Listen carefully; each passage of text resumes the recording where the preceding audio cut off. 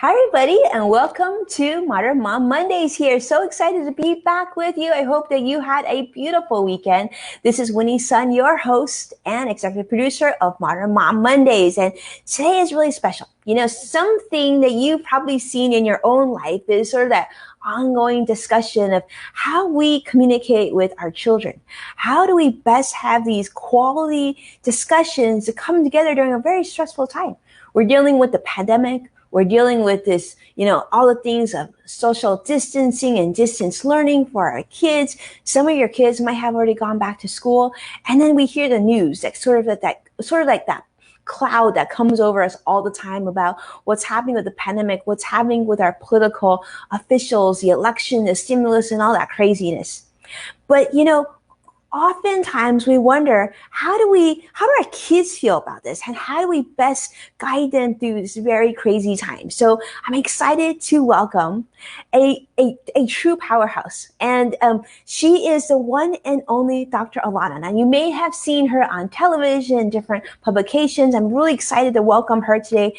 Dr. Alauna, how are you today? Her on television. I am wonderful. I am excited to be here. Thank you so much for giving me the opportunity to come and just share a little bit of knowledge, a little bit of love with your audience. Well, we are so excited to have you. You are truly a powerhouse because Dr. Alauna is a trauma psychiatrist, board certified specialist specializing in trauma recovery and developing empathy practice skills and awareness. Dr. Alauna, I feel like this is something that you must be very busy with right now. I think, there's sort of been this underlying discussion all over social media about the importance of being more empathetic, right? Being more caring. So many people continue to be suffering or just, I don't know. So one thing that I said on social media to one of my good friends, I think we should always assume that the person you're speaking to or connecting with is also suffering. They might not seem that way, and you might not know what's going on with them, but we should approach them that way. Do you agree with this statement? Do you think that most people right now have challenges, but that we're just not seeing?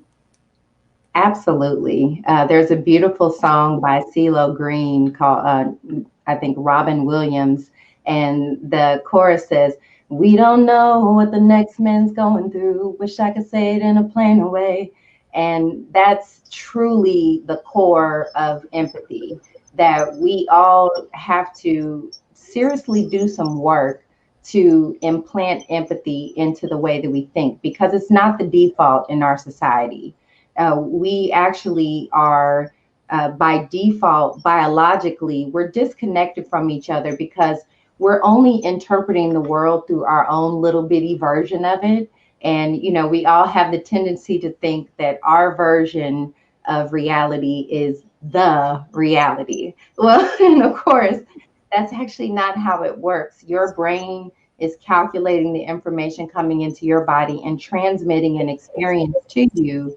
And that's a really powerful, powerful space, but it also disconnects you from the experience of other people. And empathy is really a superpower, because empathy is not just emotionally connecting to other people, but empathy is making the choice to switch experiences with them. Like, not just switch shoes, because a lot of people, if I go take my little 7.5 and go stand in your 10s, and then I'm just going to say, well, your problem is that you need smaller shoes. Mm-hmm. And that's what a lot of us do. We come in with our own version of things and what we think other people should do, versus really trying to think about, if I were in their shoes and I'd had their life and I'd had their experiences, I probably would feel that way about it too. I'd probably be reacting this way. I probably would be having the same struggle. And how can I connect them to the skill set that they need, or the resources that they need to be able to make that change in their life?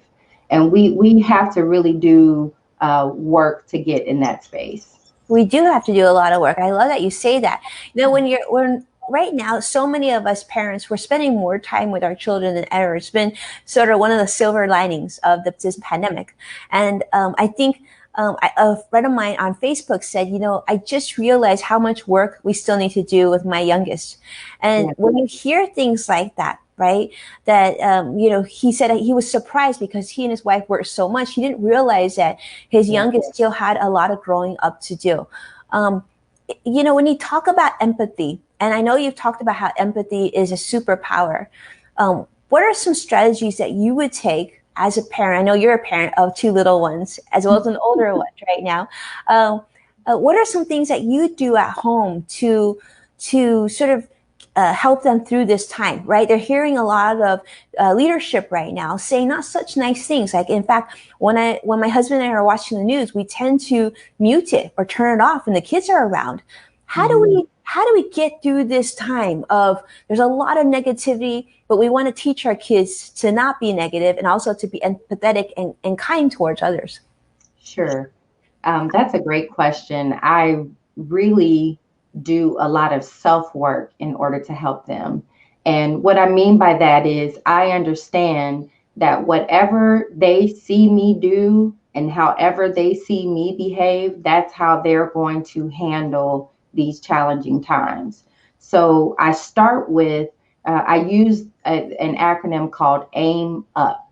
And this is how I keep myself on track. The A is awaken to your thoughts and emotions. So I really make myself pay attention to, what am I thinking? What am I actually letting come out of my mouth? How am I feeling? And I say those words out loud. I talk it out to them because I want them to understand that what we say really does create things inside of ourselves and other people. So I'm really intentional about watering them with what I call green words. So positive thinking, giving more compliments than critiques. I think as parents, we're used to critiquing. And then we forget that if they're hearing, like if you're at work and you hear a critique 7 times out of 10 when you turn something in, you don't feel good about yourself. But as parents, we critique, critique, critique, and we forget we need to give those positive compliments to really balance the critique. The I is be informed about your brain, your body, and your behavior. So I created an online academy because it's really important to understand the urges that all of us are going to be fighting and struggling with. And we have very simple language for it: depression, anxiety. But there are very real things that happen inside of the body when you're going through stress, which all of us are from the pandemic. So that stress is really going to make your mind more cloudy or make you more snappy some days. Or, I love spending so much time with my kids, but I'm also trying to run 2 businesses. So sometimes when they come in and they just want a hug, it's like, oh, like I'm trying to do something. So, that's what leads me to M, be motivated to practice skills. I have to make myself journal, meditate, take walks, go outside, grow stuff, stick my hands in dirt. I have to make myself turn off the noise, turn off the screens, and have quiet time to help settle my body down. I have to make myself use skills on a regular basis to wrestle all of this animal because it's powerful and the default is primitive. And so to really be able to take myself up and keep myself up mentally, I had to upgrade the way I think about myself. And I have to upgrade the way I think about other people, which is why I tell people we're all creators. We all are creators. You don't disappear when you go off. You don't disappear when you're doing nothing. And so you are always doing something. And if you don't know how you're impacting whatever circumstance or situation that you're facing, you are very likely to be creating something painful or creating something negative that you don't want to experience. Absolutely. Dr. Alana, I gotta tell you, we've got definitely your cheering crowd here. They're loving your communication, what you're sharing. We're seeing all these great comments. And those of you who are just joining us, do know that we are streaming live on Twitter, LinkedIn, Facebook, YouTube, as well as Twitch today. So definitely, if this conversation is helpful to you, definitely share it with your friend. Get them in and joining our conversation. Dr. Lana, while you're talking about this often reminds me of something that I've always wanted to ask a professional like yourself. And that is, we've all heard about when our kids go to school, everybody gets a trophy, everybody gets an award. And you talked about the importance of making sure that when you critique, that you also share positivity and you share compliments as well. Is there a risk of over complimenting your child? No. Now, there is a risk of only telling your children the positive things about themselves and not giving the balance of the negative things. And that can create significant narcissism and other problems that you do not want to have to deal with in your child. But the circumstances really are about balance. And I want to encourage every single parent to take a step back and say, whatever we get done today, it's good enough. Okay. And the reason that I say that is because there is currently a movie level global viral pandemic happening. The same circumstances, the same standards, the standards that we have for our kids are already creating a lot of depression, anxiety, and dysfunctionality. And so I think we've been taught in our society that everything has to be, someone has to win and someone has to lose. And the reality is that we all actually have to exist, and we want everyone to be able to have a winning experience, a positive experience in life. And that actually is possible if we learn how to control ourselves, if we learn how to really appreciate and sow into every person's inner ability to be something great. And so I think it's really important for us to step back and think about some of the messages that we communicate to our kids when we have not radically accepted that life needs to change. I think it's a symptom of how unhealthy and emotionally incompetent we are as a species, that we have not realized that everyone cannot keep trucking on at the same speed when we have so much pain, death, destruction, and significantly stressful things happening. And in fact, everyone has even more on their plate, yet we haven't actually stopped and taken a collective look around like, this doesn't make sense. People can't keep up this pace. So relax your expectations for yourself and your kids. It will help. I love that. That's a great reminder for all of us that are going through this pandemic. We feel such a urgency to pivot and make changes, but we really need to slow down and just be a little kinder. I don't know. One thing that I've adopted, Dr. Alana, I think you'll give a thumbs up to, is during this pandemic, I'm giving more hugs and loves to my kids than ever. Like literally, because we're all home, right? I'm working here, they're at school here. Like every 15, 20 minutes, I go down and it's like hug, hug, hug, hug. And it feels so good, It's like, that's what we need more of. Absolutely. Let's talk about empathy as a superpower. I know you've mentioned this before. Can you share a little bit more about this? And then I would love for you to go deeper and talk about the connection between empathy and self-awareness. Sure. So empathy is a superpower because it allows you to connect with the other person in a way that I don't think we've ever really fully explored. Empathy has been thought about as something that's, emotional connection, recognizing the emotions in the room, being connected to the other person and understanding what they're feeling and going with it. And I do think that that is one component of empathy. But on a dial, there's a deeper level that you can get, especially when you add steps to it. So I use the acronym LOVE to help people remember that empathy not only is a choice, but it's something that you have to practice. So the steps are L, listen and look with suspended judgment. And that means that you have to recognize that your version of reality is going to be the first thing that occurs to you.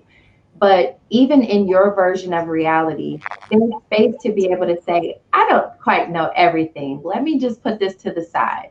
And to really listen to what the other person is saying and look deeply at who they are and where they're coming from. The O is observe the emotions inside of yourself, and then also observe the emotions inside the other person. And that means actually putting words to the answers like, what am I feeling inside? Am I feeling sad, irritated, angry, embarrassed, guilty, disgusted? Am I feeling jealous?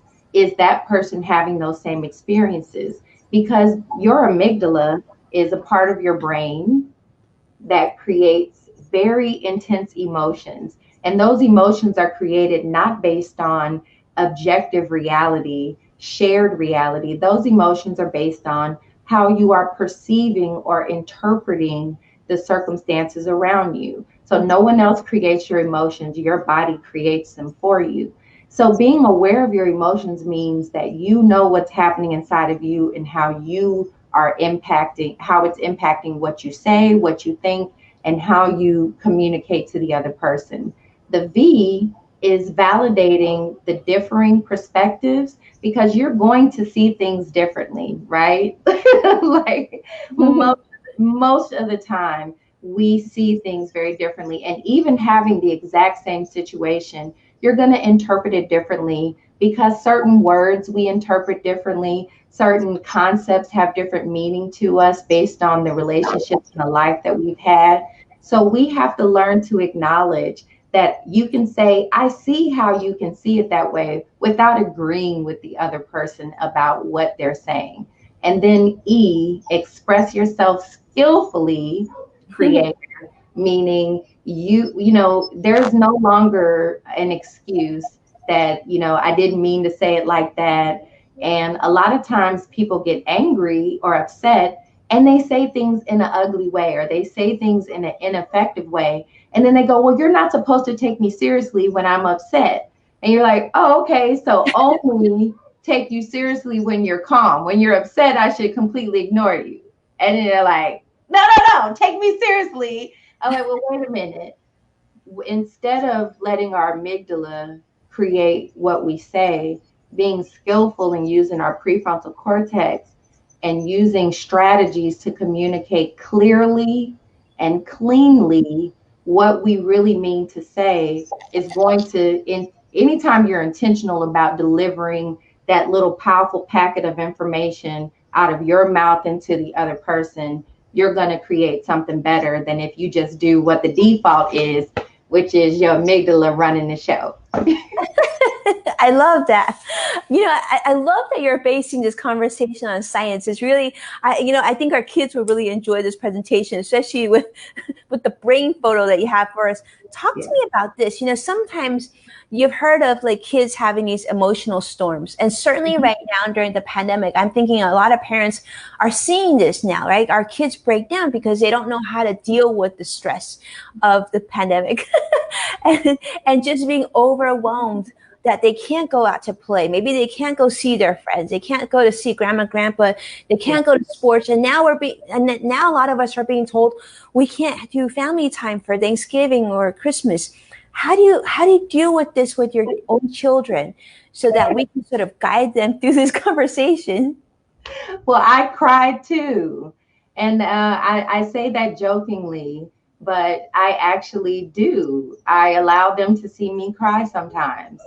And I do that on purpose. I don't like to cry, but sometimes I'm feeling upset. I'm feeling overwhelmed. I'm feeling like I cannot take another email from another teacher and another breakdown of this thing, but I let them see real emotions and I let them have real emotions and I don't try to cut them off.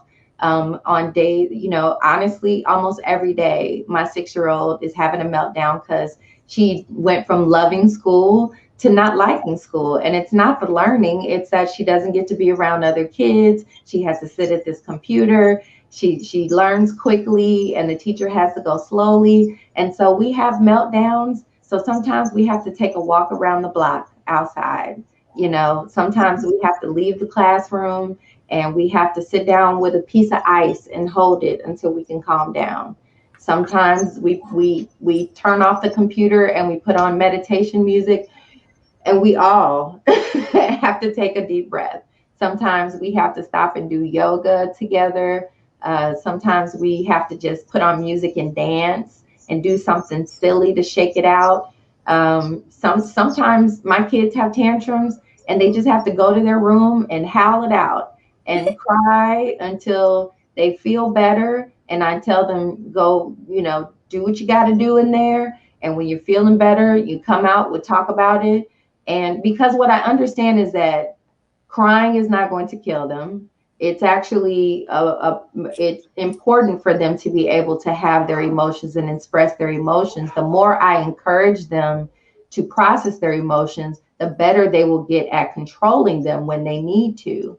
So shutting off their emotions or their tears or not listening to them or just telling them, you know, I tell my daughter, I don't like this either, honey. The first day that I think that it's safe for you to be back at school, yeah, you know, I might not even stop the car, you know. I love this. I love this. First off, I gotta tell you. So, Brian Schumann, who's joining us from LinkedIn, he said his mom used to make him run around the block growing up when they were studying, and he needed to take a pause. And I gotta tell you, Dr. Alana, I'm definitely using your ice cube strategy. I mean, that alone, I mean, talk about brilliance, right? Like a child's all like crazy and excited and whatever. And then you like let them hold a piece of ice and they can't, they have to take a timeout until the ice melts, right? Yeah. I love that. Like, it's so great. And then the other lesson that's really And do it important. with them. Do it with Oh, them. oh, do with them. Okay, we'll do that. Yeah, we Yeah. want multiple pieces of ice. The whole family can hold ice together. Sometimes we need to. Sometimes Absolutely. you need to. And then also that crying isn't going to kill them. This is really powerful to remember. I gotta tell you, Dr. Lani, there's certain nationalities, certain families are taught like not to share a lot of emotions. So it's good that you're sort of encouraging this, especially during the pandemic. I think sometimes you just feel so overwhelmed and you don't know how to communicate. So it's good to let our children sort of have it out a little bit, right? It kind of helps them calm down, and it gives them a skill for when they grow up and we're not around to help them hold ice cubes together. Absolutely. And I two love things I want to say about that is number one, emotions are the language of the soul. Every single one of us on earth feels emotions, and that is a communication system, an invisible communication system.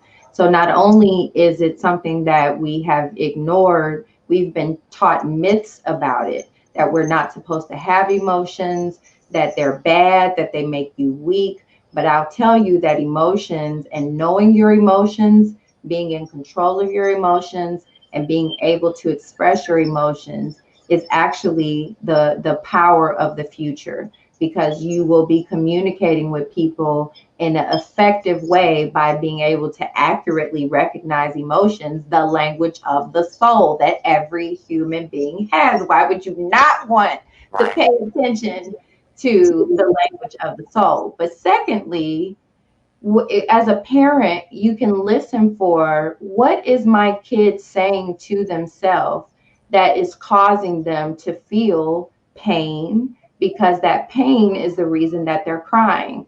So, for example, I know that my son was very upset the other day, and he was just having a complete meltdown, and I could not understand for the life of me what was so upsetting for him, and he could not tell me. But after the amygdala storm subsided, I was able to ask him about what he was thinking about and what was going on with him. And he thought, because I had fussed at him about a behavior that he was doing that probably wouldn't translate well when he goes back to an actual classroom, that I was fussing at him and that I didn't love him, and that I was getting on him more than his sister, and I had to listen to him. And it was a painful conversation, but I heard him out, and I was able to explain to him that his thought process, of course, if you think that your mom doesn't love you, you will feel terrible and you will cry. So it makes sense what made him feel so bad. But I also will teach him over the years that's his amygdala that's telling him those, making those powerful emotions, and then teaching him how to recognize when he's telling himself something that's not true. And that applies for every single one of us. Your emotions are generated by you. So if you're feeling terrible, you have to start thinking about, what am I thinking about that is creating such a awful feeling inside of me? Because that's where the work happens. So, Dr. Lana, I feel like we need a lesson in brain biology from you. You have talked about, you shared a little bit about brain biology with us.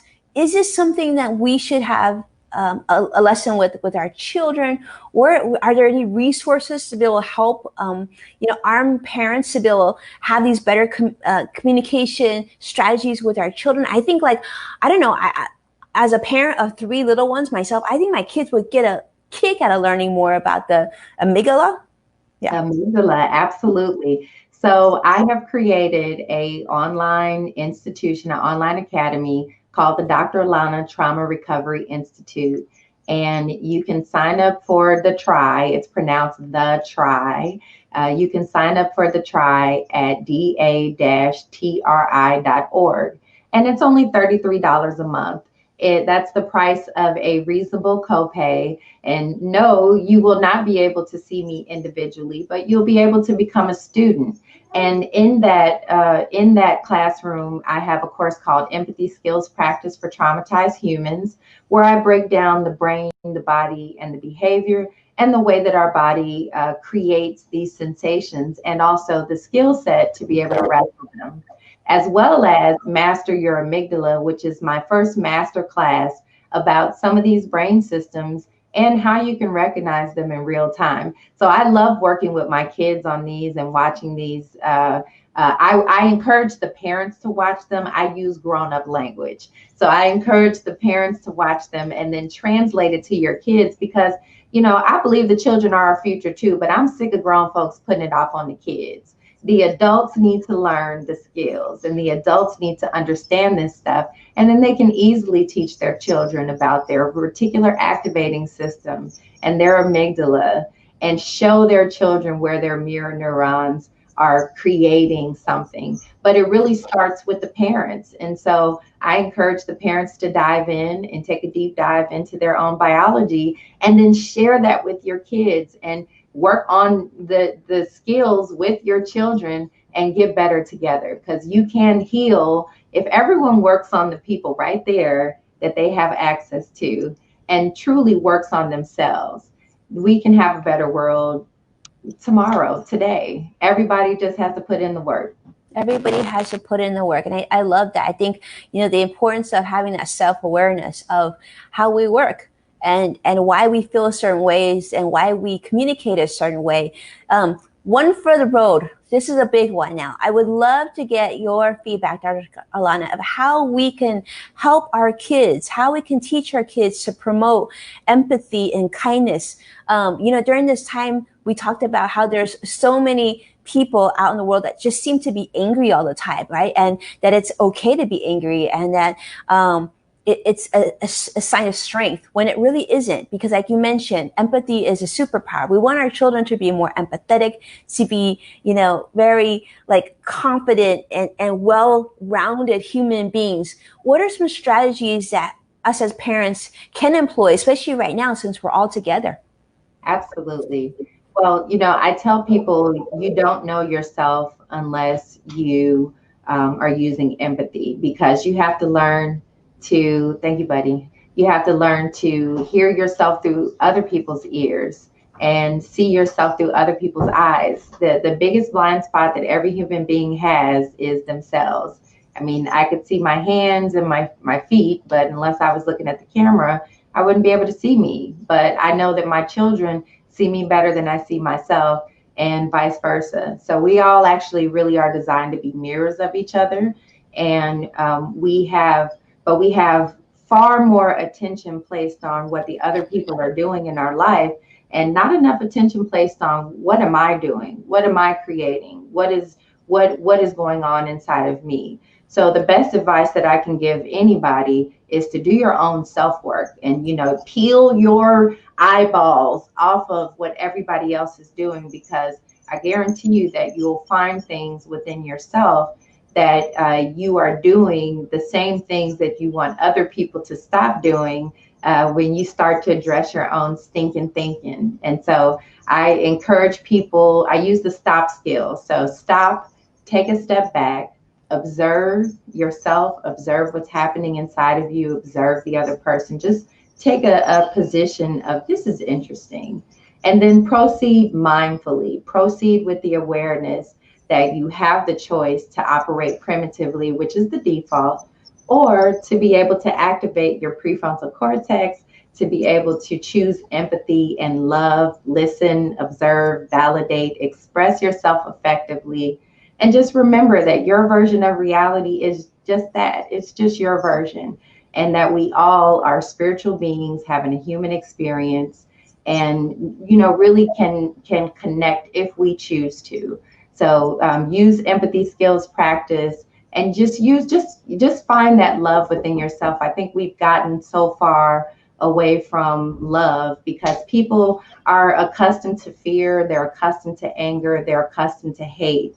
And they feel like those emotions are they're the only ones that we've allowed in our society to be okay. And we really need to use love. Aw. Hi, honey. I knew I wasn't gonna make it through a whole 30 minutes. Well, I Um, don't know about you, but first of all, I love your outfit. You look beautiful, honey. So, what's your name? Yeah. It's so nice. Thank you so much for joining us. I was hoping you would be on the show with us today.